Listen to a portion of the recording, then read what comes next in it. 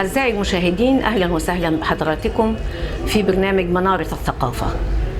نحن اليوم في أكاديمية الزهراء وحضور ندوة بعنوان دور الأسرة في تحفيز أبنائنا لانطلاق الطاقات واستثمار القدرات. والنهارده يعني فعلا يسعدني ان انا اكون مع زميلتي الاستاذه زينب طه وفي أكاديمية الزهراء علشان نغطي هذه الندوة والعديد من الشعراء المشاركين فيها، العديد من المتخصصين، وندوة مناقشة تنشئة الأطفال والنشء، وده موضوع مهم جدا. إن شاء الله نكون مع بعض ونشاهد كل هذه الفقرات.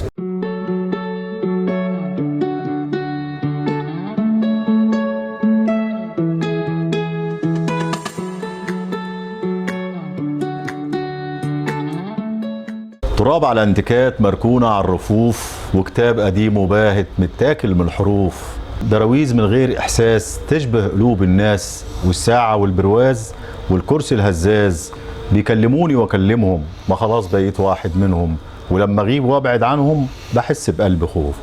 أهلا وسهلا بكم وبرنامجكم منارة الثقافة، واليوم وإحنا في أكاديمية الزهراء بيشرفنا ان احنا يكون معانا الدكتور هاني السعداوي رئيس أكاديمية الزهراء للفنون والإبداع، عميد الاتحاد العربي للشعراء والأدباء والفنانين والأمانة العامة والعمادة بالزهراء. أهلا بك يا دكتور هاني. أهلا بيك سيد محمود. تعريف وتايتل جميل لشاعر يعني عاهدناه في الإسكندرية بشعره الراقي الهادف دائما. احنا النهارده واحنا موجودين مع حضرتك ندوة علمية بعنوان دور الأسرة في الارتقاء بالمجتمع. دكتور هاني، بداية احنا عايزين نعرف ما هي أكاديمية الزهراء.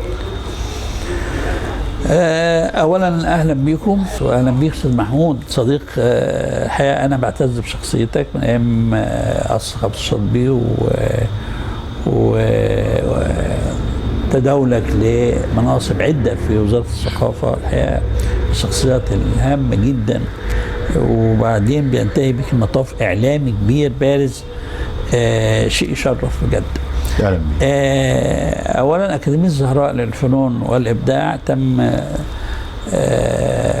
إشهارها وتأسيسها، هي منبثقة من جمعية الزهراء لتنمية وتربية النشء، المشهرة سنة 2000، سنة برقم 1316، بس هي بدأنا العمل 97 وتم الإشهار في سنة 2000. أكاديمية الزهراء للفنون والإبداع لها نشاطات عدة خدمية ورياضية وثقافية، وبعدين احنا ركزنا قوي على الثقافه، لانها مهمه جدا.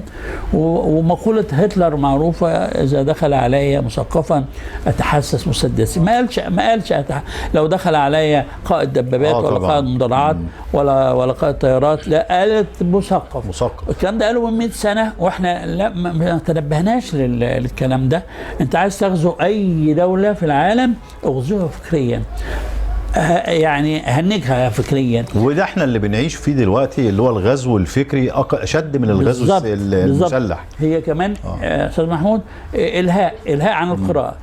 احنا يمكن جيل الستينات والسبعينات قرينا، وكان جمال عبد الناصر الحقيقه كان بيهتم جدا بالثقافه، انما دلوقتي محدش بيقرا. اتحدى حد بيقرا الا القليل، يعني الا القليل ان هو اللي بيلجأ فيما نظر او اللي هاوي. احنا قصايدنا لما بتنزل على السوشيال ميديا، يعني لو قصيده كبيره ما حدش بيقراها، لو اخد منها رباعيه الاقي كومنتات كتيره.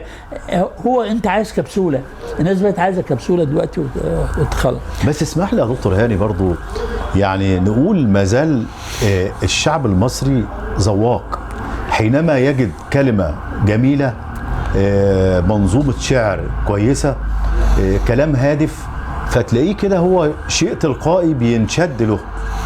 شيء طبيعي. ما هو شيء طبيعي. هو من ناحيه ذواق، شعب مصر ذواق، ومش ذواق بس في الشعر، ذواق في كل حاجه، في كل يعني شيء. يعني لما بيلاقي انسان لابس كده شيك وبتاع بيعجبه، واحده ماشيه ومتشيكه وبتاع بتسترعي انتباهه. احنا ذواقين عن اي شعب في العالم، بس للاسف احنا في المرحله الاخيره الشارع المصري محتاج وقفه. اللغه الجديده، اللهجه اللي دخلت علينا، في حاجات دخيله علينا مش من ثقافتنا ولا طباعنا. تمام يا استاذ محمود. بس احنا عندنا حاجتين اهم حاجه يعرفها العرب كلهم من الخليج للمحيط. اللغه العربيه، اللغه المصريه العاديه، اللهجه المصريه واللغه العربيه دي بنتجمع كلنا عليها. لو هو ما يعرفش لغه عربيه فصحى، ابن قطر ولا ابن المغرب بيتكلم لغه عاميه مصريه الكل هيفهمه. ايوه، لان هي تاني لغه، تعتبر تاني لغه. أيوة. انما لو قطري بيكلم مغربي مش هيفهموا بعض. انما بيلجأ بقى للغه العاميه، اللهجه العاميه المصريه اللي بتغنيه كمان عن الفصحى، فبيفهموا بعض. ليه بقى؟ طبعا انت عارف اللهجه المصريه من زمان بقى لها اكتر من 100 سنه، السينما والمسرح والدنيا كلها، فمصر دي العرب يعني. اكيد طبعا. طيب هنا في التايتل واحنا بنعرف حضرتك عميد الاتحاد العربي للشعراء والادباء والفنانين والوطن العربي والمهجر. عايزين نتكلم في الموضوع ده، بس نستأذنك هناخد فاصل ونعود.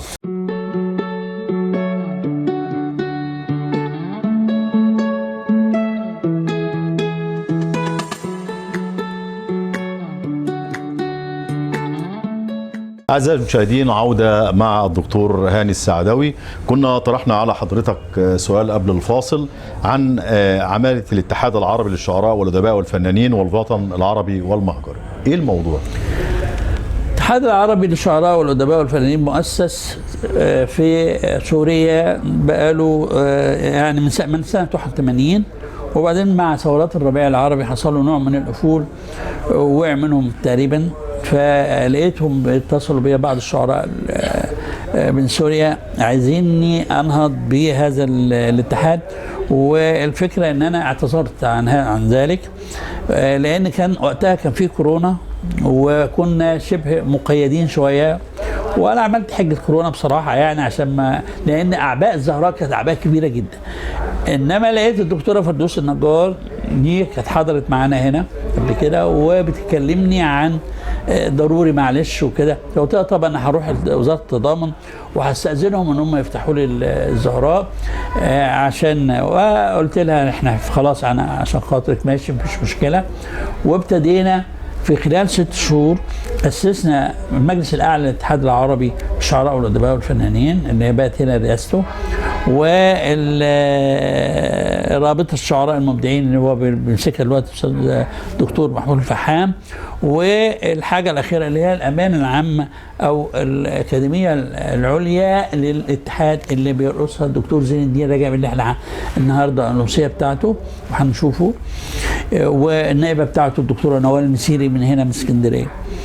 وعليها طبعا الحمد لله الاتحاد نهض من جديد، وعلى مستوى عالي وعلى مستوى الدول العربيه كلها والدول المهجر اللي هي الجاليات العربيه اللي في الدول الاوروبيه. يعني احنا عندنا فرع لينا للزهراء والاتحاد في فرنسا، وفرع في هولندا، وفرع في المكسيك، وفرع في المانيا. ده اللي هو فروعنا في المغرب، بخلاف معظم الدول العربيه دلوقتي بقى فيها الزهراء وفيها بالتعاون مع الجاليات اللي موجوده في كل هذه الدول. بالظبط. حضرتك رحت حضرت اي فعاليات موجوده في هذه الدول؟ لا والله انا دعيت لفرنسا، بس لسه ما يعني ظروفنا ما تهيأتش، بس ان شاء الله قريب هنكون هناك. طبعا الشاعر والاستاذ والدكتور الكبير الدكتور نشأت الحصري ده ماسك فرع، ده المصري الوحيد اللي ماسك فرع من فروعنا بره، فانا بعتز بيه وبيجي يزورنا هنا بصراحه، وشخصيه من الشخصيات الجميله، هو بيدعونا قريب وان شاء الله تبقى معانا يعني ان شاء الله القناه كلها ان شاء الله نروح نقضي وقت معاهم هناك.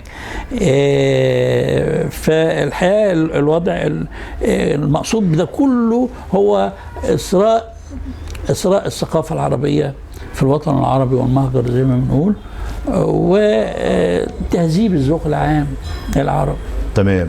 وبنقول يبقى في حتى في تواصل ما بين المصريين اللي موجودين او الجنسيات اللي موجوده فعلا مع وطنهم. فعلا ده بيبقى مركز تجميعي لكل الجاليات في الوقت ده، اجتماعات وقعدات وندوات وامسيات وحاجات كده جميله بيعملوها بصراحه. تمام. طب فكره اللي هي موسوعه شعراء مصر، والله انا فوجئت بان في دكتوره في المغربيه اسمها فاطمه ابو هريره بتتصل بيا بتقول لي اختار لي 3 قصائد فصحى ليك و3 قصائد فصحى لوالدك. قلت لها انت منين يعني، انت عرفت منين؟ قالت لي احنا بس هو النبي بسرعه بعت لي دول، لان احنا بنعمل موسوعه لشعراء مصر من سنة 1953 لسنة 2023 على مدى 70 سنة، وفيها بقى فيها عباس العقاد وفاروق شوشة وأسماء كبيرة، مجموعة شعراء متنوعة. تخلل من الفترة دي من 53 لغاية 70. فقلت لها لو في خيار بيني وبين أبويا يعني، فقلت لها يبقى أبويا الأولى. قالت لي لا، هو أنتوا الاثنين تم اختياركم. حضرتك شاعر أبا عن جد. يعني حضرتك يعني الوالد كان شاعر. الله يخليك. الوالد كان شاعر. الله يخليك. كان شاعر. يعني احنا يعني في هذا الوقت القليل سعدنا بكل تصريحاتك الجميلة وكل النشاط اللي حضرتك بتأديه من خلال أكاديمية الزهراء. حاجة تمثل للمجتمع المدني فعلا نشطة، وده اللي احنا عايزينه من كل مؤسسات المجتمع المدني، انها يكون هناك تفاعل بينها وبين اهالينا المصريين على الارض. خدماتهم نقدر نساعدهم في ايه، نقدر زي ما انت حضرتك قلت ساهمنا كتير في حاجات كتيره ادت الى تسيير الامور على كل اهالينا المصريين. بنشكر الدكتور هاني السعداوي رئيس الأكاديمية الزهراء للفنون والإبداع، عميد الاتحاد العربي للشعراء والأدباء والفنانين في الوطن العربي والمهجر والأمانة العامة والعمادة بالزهراء. كل الشكر والتقدير لك يا دكتور.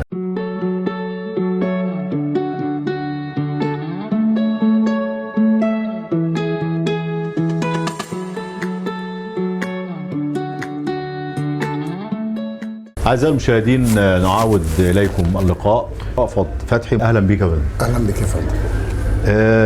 حضرتك يعني المجتمع المدني ده فعلا شيء مهم جدا، وإن إحنا النهاردة في هذه الاحتفالية بنتناول فيها العديد من يعني الأشياء اللي هي بتهم المجتمع وبتهم أهالينا المصريين.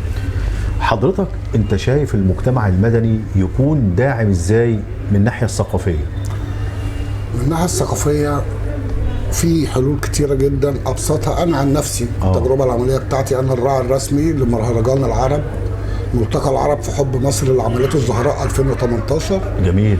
وكان في 22 دوله عربيه. تمام.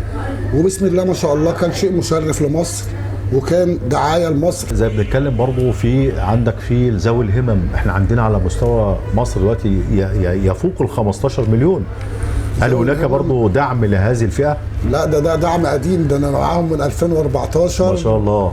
اصحابي دولت كلهم وموجوده الداتا على الميديا كلها بسم الله ما شاء الله. اخر تكريم انا خدته كان في كليه الدراسات والعلوم التكنولوجيه. كان الاتحاد العربي، الاتحاد الاكاديميات الدوليه في اوروبا كان عامل لنا التكريمات، لكن برضه كنت بضحك ومستني الخبر اليقين اللي هم متبشرين بيه ان الدوله هتدي لهم الدعم المادي، وهتم بامر الله على ايد الرئيس وعلى ايد الدكتور مصطفى. طبعا ده عمل لهم عامل ذوي الهمم يعني 10 مليار جنيه كل سنه. ما شاء الله، يعني خدوا يعني فعلا حظ وفير جدا مع العهد الجديد في الجمهوريه الجديده والقياده السياسيه الحكيمه. جاي افضل وافضل فعلا كان موجود. بنشكرك جزيلا، وان شاء الله يكون لنا لقاء باذن الله في حلقه قادمه. ده انا اللي بشكرك وبشكر كل الاعلام الوطني الشريف اللي بينور الرؤيه للشعب، لان الشعب بسم الله ما شاء الله مش ناقصه غير رؤيه. ان شاء الله وعي ورؤيه باذن الله تكون كويسه. كل الشكر والتقدير لكم، وانتظرنا للقاءات قادمه.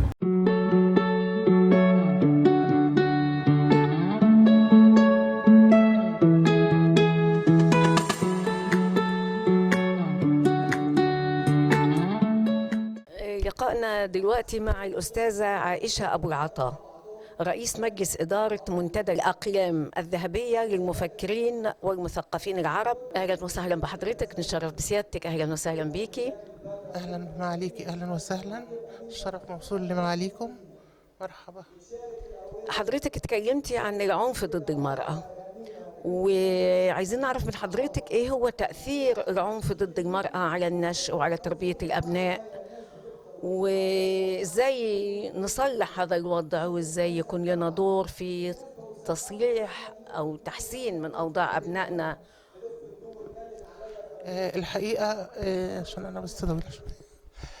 الحقيقة العنف هو معاناة اجتماعية نعاني منها جميعا، سواء العنف في الشارع، العنف في وسائل الإعلام اللي بتكتسب الأسرة، العنف في الأسرة بسبب الأوضاع المختلة سواء اقتصاديا سياسيا، أي حاجة من الأوضاع اللي احنا ممكن تؤثر في الأسرة، خصوصا الناس اللي عندها دخل قليل. ومع انتشار ظواهر دخيلة على المجتمع المصري كثيرة جدا، منها المخدرات ومنها التسرب من المدارس والتسرب من التعليم. التسرب من التعليم، وعندنا أنواع كتيرة جدا من أنواع العنف الأسري، مش بس ضرب وإهانة للمرأة.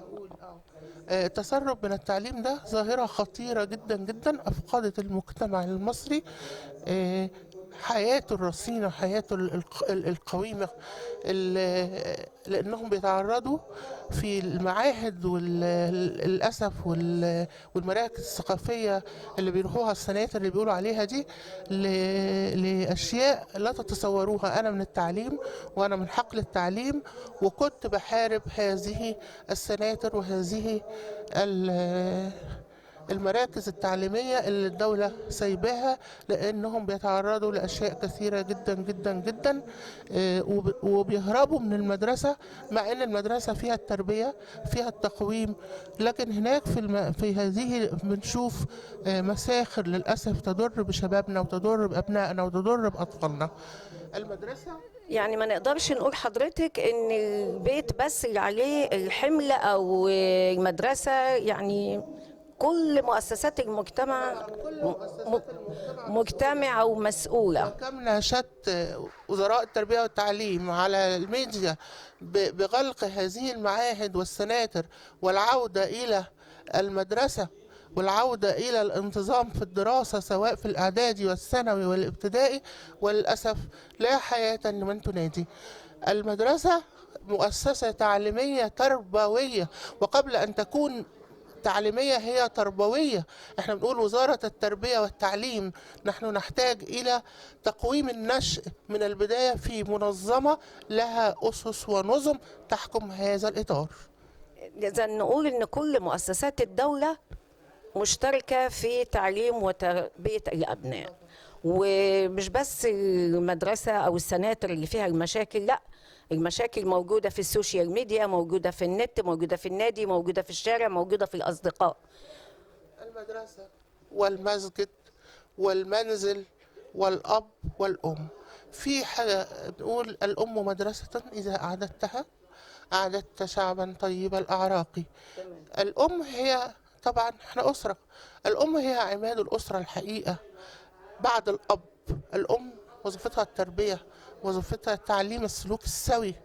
الأب وظيفته الإنفاق، وهو الآباء النهاردة يعني منهمكين في أعمالهم، يبحثوا عن دخل أزيد في ظل ظروف الحياة الاقتصادية اللي احنا فيها، وهم منهوكين نفسيا وفكريا، فأصبح العبء الأكثر على الأم لأن هي المستديمة مع أبنائها وأطفالها. يعني نقدر نقول إن الأسرة من الآباء والأمهات مسؤولين مسؤولية أولى لتربية الأبناء. حق الضحايا في إعادة حقهم، إن الضحية يشتهي التأمين. أعزائي المشاهدين، ونعاود لقائنا في برنامجنا منار الثقافة، ومن خلال الاحتفالية التي أقامتها أكاديمية الزهراء بنلتقي مع الشاعر عز الدين خلاف. أهلا بك يا فندم.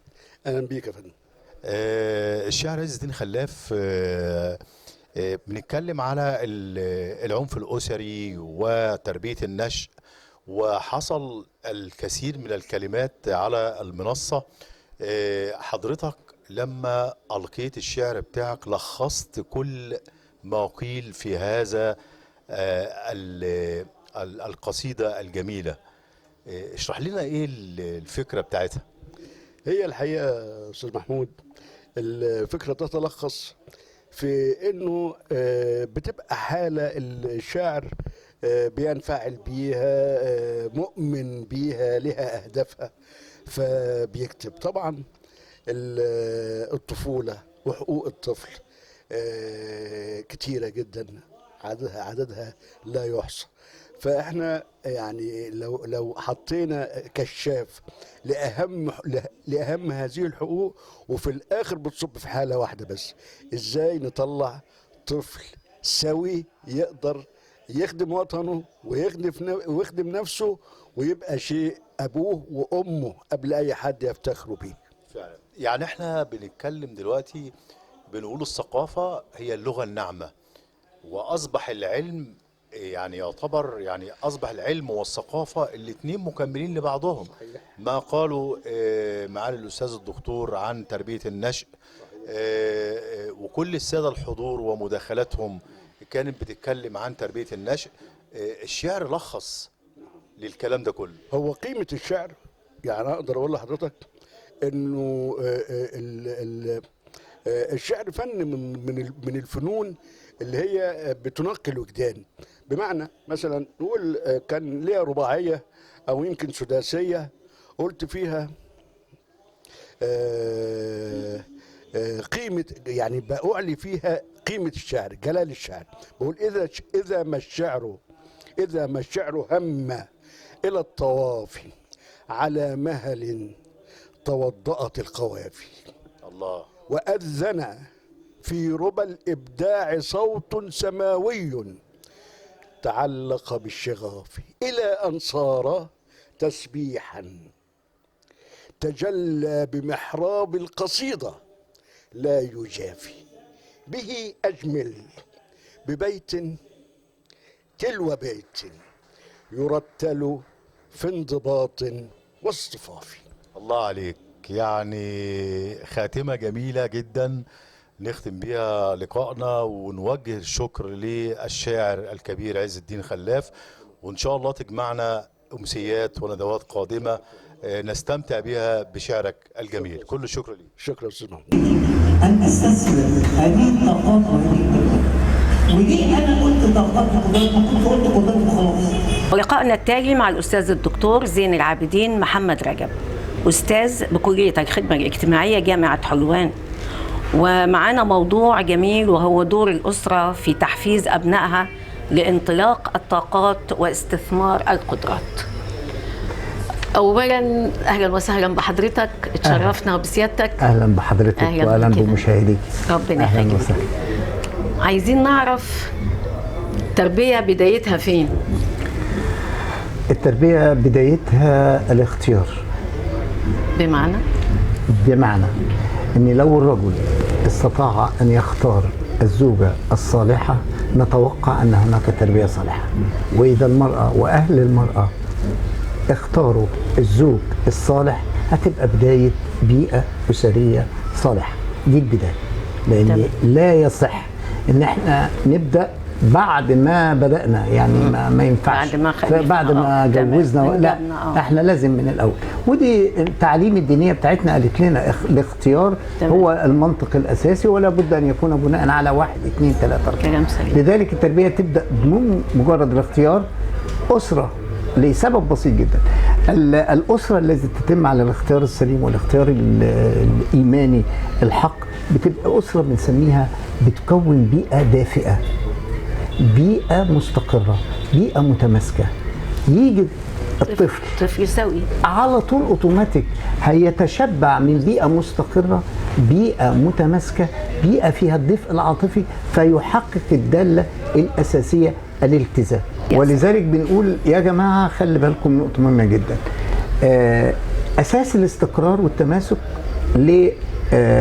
دوال كتير جدا، في مقدمتها الدفء العاطفي.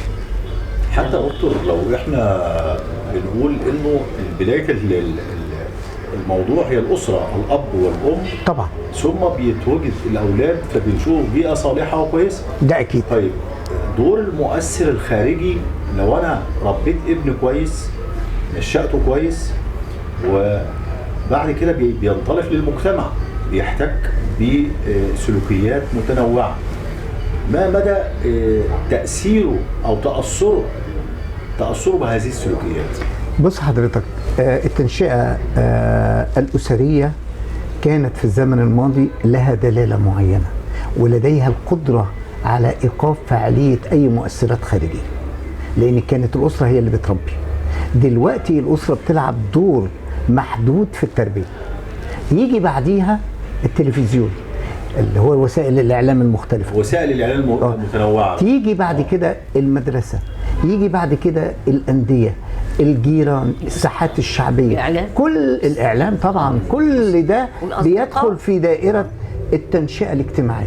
فإذا كانت المنظومة بدأت سليمة ولقت مؤسسات إعلامية ومؤسسات مدرسية وأندية سليمة تتبع الإطار القيمي، بيمشي الإنسان حتى لو حصل خلل في بعض الجوانب بيمشي. لكن لو تصورت حضرتك إن هذه المؤسسات فيها خلل، فبتبدأ تنهار عملية التنشئة الاجتماعية الأولية في، خلي بال حضرتك، في إيه؟ اللي بنتها الأسرة. يعني ساعات الطفل وهو رايح المدرسة لسه في سنة أولى أو سنة تانية يروح بقيم وبعد إذنك وحضرتك وما يرجع يتكلم ألفاظ مش طبعا. ممكن طبعا. تقول له جبت. وعلى فكرة مدارس أجنبية، مدارس خاصة، مدارس بآلاف الجنيهات، يعني مش هنقول مدارس حكومية بالظبط.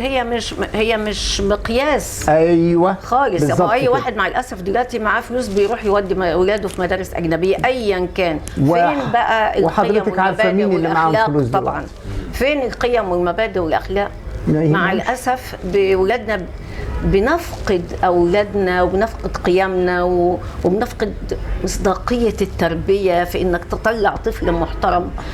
بس مع الاسف نعمل ايه؟ يعني الحل ايه؟ هو الحل لازم المنظومه من اولها لاخرها تشتغل. ما شغلش الاسره واسيب المدرسه، ما شغلش المدرسه واسيب الاعلام، ما شغلش الاعلام واسيب الانديه، ما شغلش الانديه واسيب كذا. دور العباده مهم طبعا. دور العباده ده مهم جدا. ندخل على نقطه مهمه جدا، يعني كيف يمكن ان نعيد لدور العباده هيبتها ونعمل على التواصل بيها. حضرتك انا بلاقي في دور العباده حاجه غريبه جدا مش هتصدقي. قاعدين في قلب المسجد ومنتظرين الاقامه او منتظرين الخطيب يطلع وعاملين في الموبايلات. يعني حتى هيبه مكان العباده المكان غير. وبالتالي عايزين نعيد للمدرسه هيبتها، نعيد لدور العباده الهبه الحقيقيه والكيان الحقيقي. عايزين كمان نظبط التلفزيون ووسائل الاعلام بالاضافه الى الاعلام بتاعنا بجميع اتصالاته.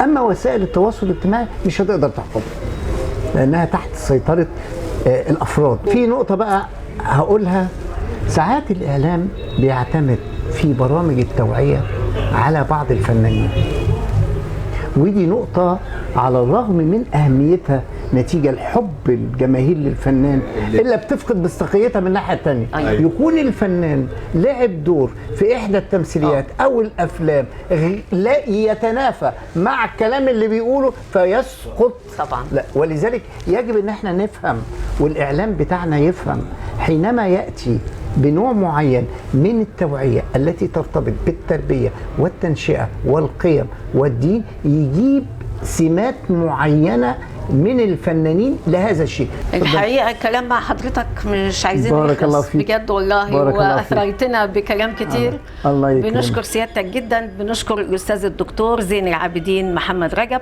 أستاذ بكلية الخدمة الاجتماعية جامعة حلوان، والموضوع الشيق اللي اتكلمنا فيه مع حضرتك وإن شاء الله هنسمعه كمان دلوقتي مع الندوة أكثر فعالية بإذن الله. إن شاء الله. شكرا جزيلا لحضرتك، شرفتنا. شكرا جزيلا يا فندم، وشكرا جزيلا لحضرتك، وتمنياتي بالتوفيق دائما. شكرا.